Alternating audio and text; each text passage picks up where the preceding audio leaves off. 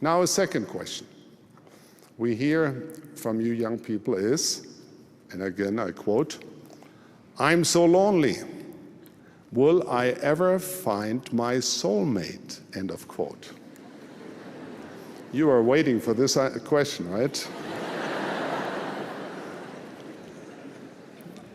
I have a number of things I want to say on this subject, but let's start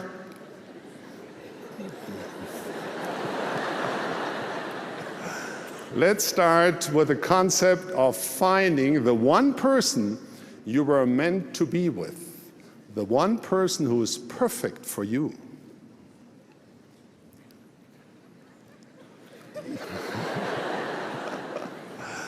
There's an old story about a young woman on an archaeological excavation who discovers an ancient-looking lamp. When she rubs it, a genie appears, offering her one wish. She thinks for a moment and asks for world peace, that people would love each other and live in harmony forever. The genie contemplates her request and finally says, "What you are asking for is impossible. The division among the peoples of the world is too deep and has existed for way too long. Please ask for something else, anything but that." So the young lady thinks again and says, "Somewhere out there is the one person I was meant to be with. I want to find him, someone who is handsome, thoughtful, and has a sense of humor, someone who will help around the house, loves kids, doesn't watch sports all the time, has a great job, thinks first about my happiness, someone who will go shopping with me, and someone who can get along with my family." The genie considers her request for a moment, sighs deeply, and then replies, "Let me see what I can do about world peace."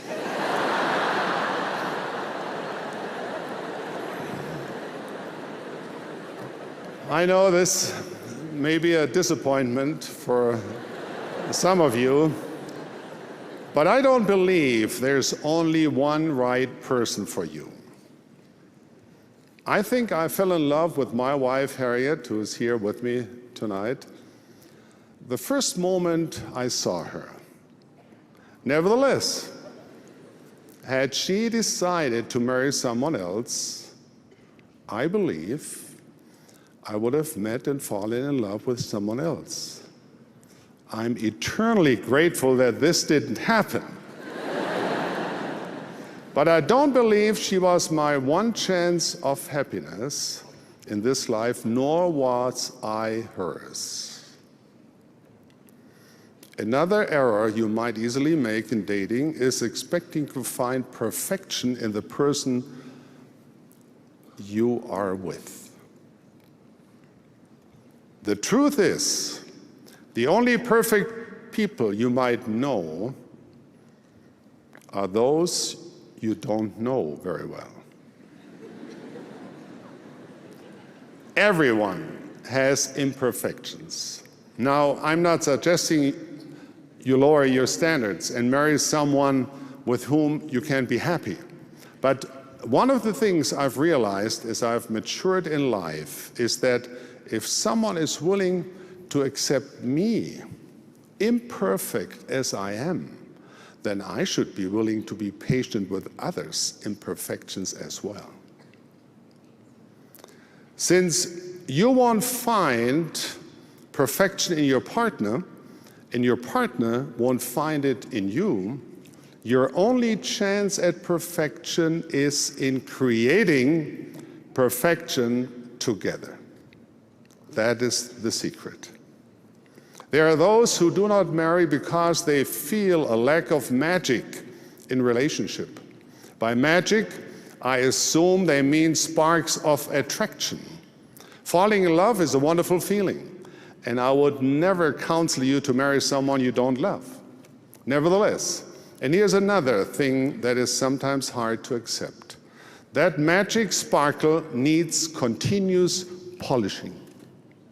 When the magic endures in a relationship, it's because the couple made it happen, not because it mystically appeared due to some cosmic force. Frankly, it takes even work.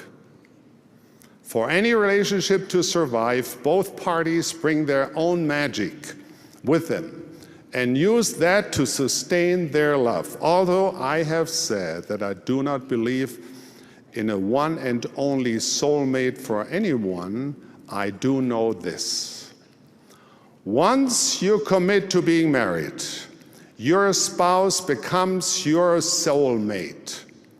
And it is your duty and responsibility to work every day to keep it that way. Once you have committed, the search for a soulmate is over. Our thoughts and actions turn from looking to creating. But what about those who despair of ever finding an eternal companion? First, don't give up. Go to activities, meet people, and do all you can. I know that dating can be rough. Rejection is one of the most painful things we can experience. Trust me. I know how this feels. I fell in love with Harriet long before she fell in love with me.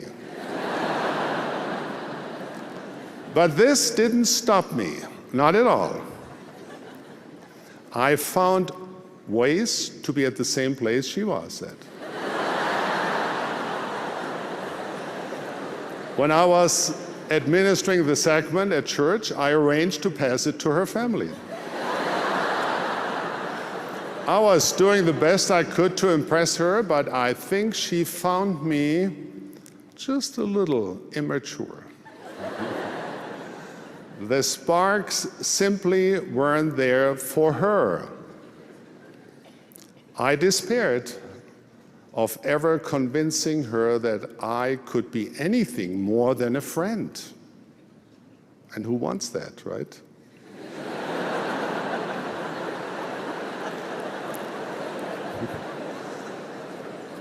So I went away, joined the Air Force, and then traveled half a world away to attend pilot training in the United States.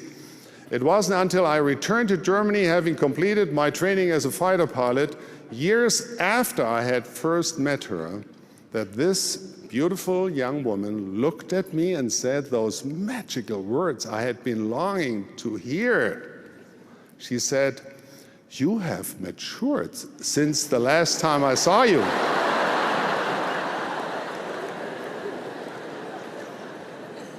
When I heard this, I moved quickly. And within a few months, I married the woman I had loved for a long, long time.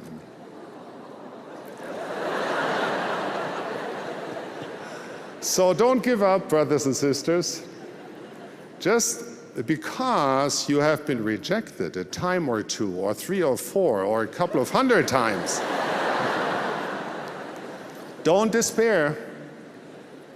Brethren,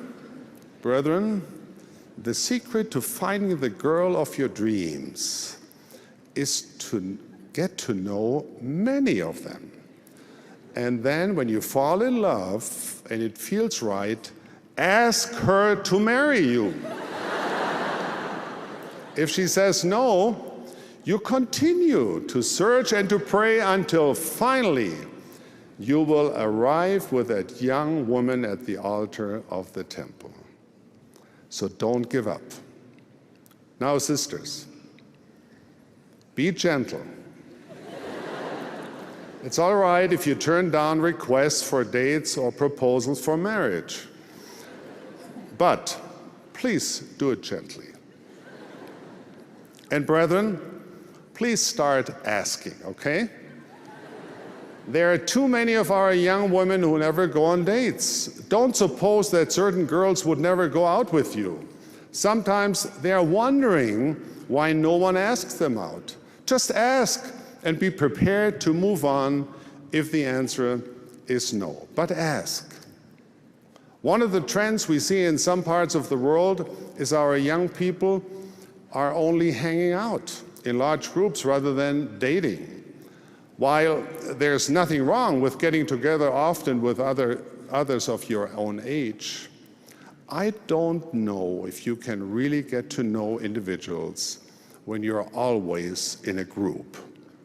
One of the things you need to learn is how to have a conversation with a member of the opposite sex. A great way to learn this is by being alone with someone, talking without a net, so to speak.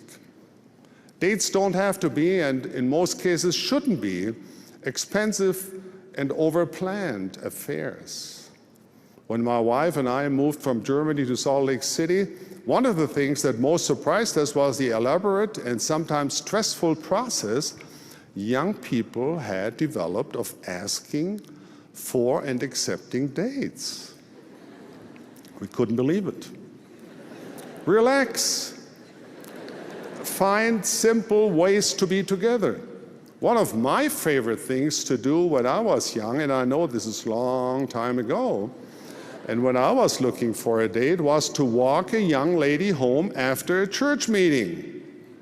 Now, did you bring a date to this meeting here tonight? No one is laughing.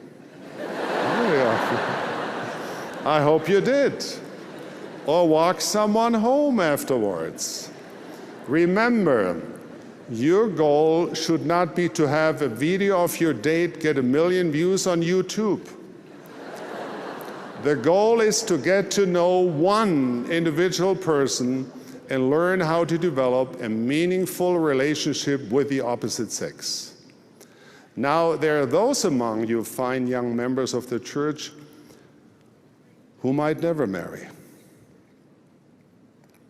although they are worthy in every way. They may never find someone to whom they will be sealed in the temple of the Lord in this life.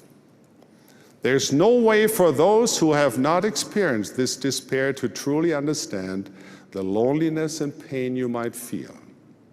I know of many women who want more than anything else to be a wife and a mother, and they cannot understand why their prayers have never been answered. There are many single men who, for whatever reason, also find themselves alone. First, let me tell you that your prayers are heard. Your Father in heaven knows the desires of your heart.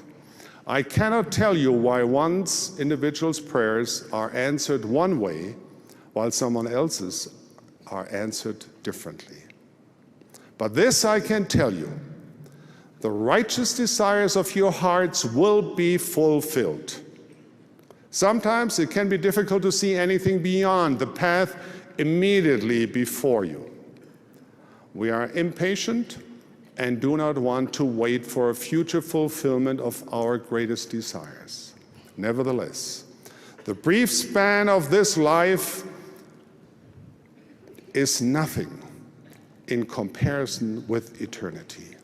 And if only we can hope and exercise faith and joyfully endure to the end, and I say joyfully endure to the end, there in that great heavenly future, we will have the fulfillment of the righteous desires of our hearts, and so very much more than we can scarcely comprehend now. In the meantime, do not wait for someone else to make your life complete. Stop second-guessing yourself and wondering if you are defective. Instead, seek to reach out your potential as a child of God. Seek learning, become engaged in a meaningful career, and seek fulfillment in service to others. Use your time, your talents, your resources to improve yourself and bless those around you. All of this is part of your preparation for having a family. Immerse yourself in your ward or branch and seek to magnify your callings, no matter what they may be. The great purpose of this mortal existence is to learn to fully love our Heavenly Father and our neighbor as ourselves. If we do this with all our might, mind, and strength, our eternal destiny will be glorious and grand beyond our capacity to imagine. Be faithful, and things will work out for you. That is his eternal promise to all who love and honor him.